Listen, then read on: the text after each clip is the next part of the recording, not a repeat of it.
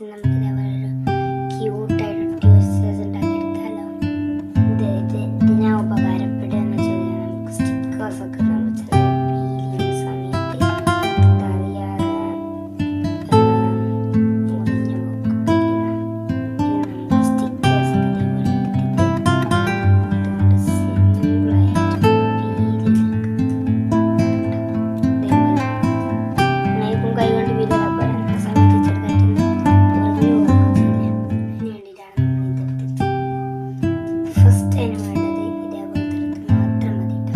ഇത് ഞാൻ ഫോം ബോർഡാണ് എടുത്തിരിക്കുന്നത്. നിങ്ങൾക്ക് വേണമെങ്കിൽ കാർഡ്ബോർഡ് എടുത്താൽ മതി. ഫോം ബോർഡ് കയ്യിലുള്ളതുകൊണ്ട് ഞാൻ എടുത്തിരിക്കുകയാണ്. ഫസ്റ്റ് നമുക്ക് ഇതൊന്ന് ഇതേപോലെ ഒന്ന് കട്ട് ചെയ്തെടുക്കാം. ഓക്കെ, പിന്നെ ഇത് ഒരു സൈഡ് നമുക്ക് നെക്സ്റ്റ് സൈഡ് നമുക്ക് ട്വിസ്റ്റ്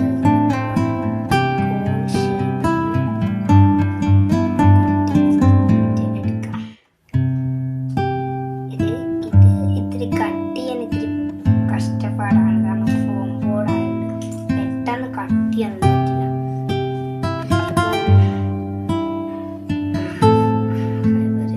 ഷീറ്റാണെങ്കിൽ നമുക്ക് പെട്ടെന്ന് കട്ട് ചെയ്തൊക്കെ എടുത്ത് നമുക്കിപ്പോൾ റെഡി ആയിട്ടുണ്ടാവും സാധനം. പക്ഷേ ഇത് കുറച്ച് ചെറുതാണ് ഞാൻ ഉണ്ടാക്കിയിരിക്കുന്നത്. കാരണം എൻ്റെ അടുത്ത് ഇപ്പോൾ ഫോം ബോർഡ് കുറവാണ്. പക്ഷെ പെട്ടെന്ന് ഇത് കഴിഞ്ഞിട്ട് എനിക്ക് കാർഡ്ബോർഡ് തപ്പാനുള്ള അങ്ങനത്തെ ടെൻഷൻ ഒന്നുമില്ല. പെട്ടെന്ന് ഇത് കൊണ്ട് തന്നെ ചെയ്തിട്ട് എന്തെങ്കിലുമൊക്കെ ഒരു ക്രാഫ്റ്റ് ചെയ്യണമല്ലോ. ഓരോ ദിവസം ഞങ്ങൾ രണ്ട് വീഡിയോ വെച്ചൊക്കെ ഇടാൻ നോക്കുന്നുണ്ട്. ഒക്കെ പറ്റുന്നുണ്ട്. ഇനിയിപ്പോൾ എന്തെങ്കിലും പനിയോ അസുഖങ്ങളോ മറ്റോ വന്നാൽ പറ്റില്ല. അപ്പം നിങ്ങൾ ക്ഷമിക്കണം. ഓക്കെ, ഞാൻ കുറച്ചും കൂടെ എടുക്കുന്നത് കഷ്ടപ്പാടാണെന്നറിയും.